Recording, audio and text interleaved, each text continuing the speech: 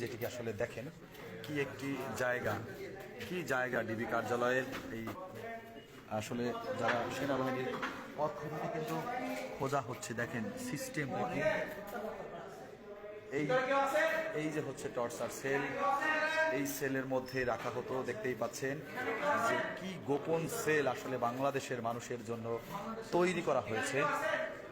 এই মুহূর্তে কিন্তু সেনাবাহিনীর যে চৌকস টিম তারা কিন্তু আসলে একদমই, দেখতেই পাচ্ছেন একটি বইও, এটি হচ্ছে সেল, যদি দেখাই এটি হচ্ছে সেল। দেখতেই পাচ্ছেন যে কিভাবে এই সেলের মধ্যে রাখা হতো এবং দর্শক একটি বইও রয়েছে, এখানে একটি বইও রয়েছে।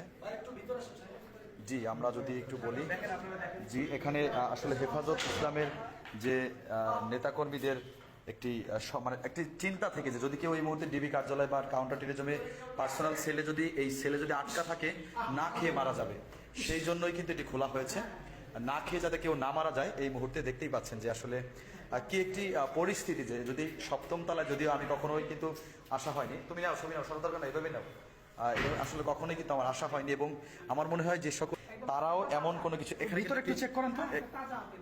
এই যে একজন একজন একটি কিন্তু মাদ্রাসার ছাত্রদের যে পায়জামা পাজামা সেটা কিন্তু দেখা যাচ্ছে, দেখতেই পাচ্ছেন, সেটা কিন্তু একদমই দেখা যাচ্ছে এই মুহূর্তে।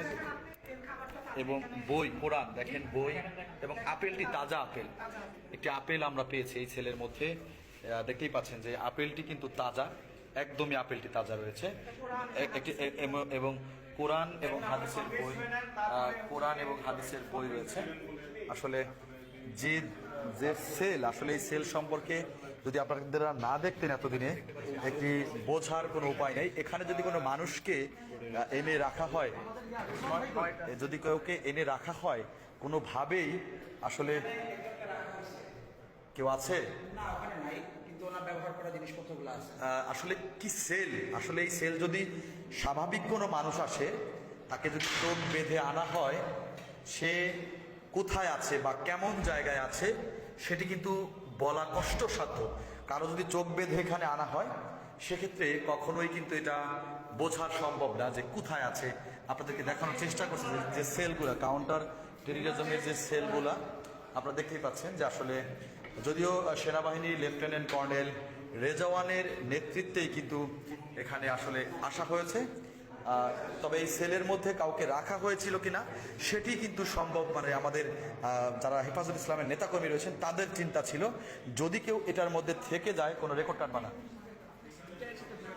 না, হ্যাঁ, যদি কেউ থেকে যায় সেক্ষেত্রে কিন্তু না খেয়ে মারা যাবে, সেই চিন্তা থেকে কিন্তু আসলে কি জিনিস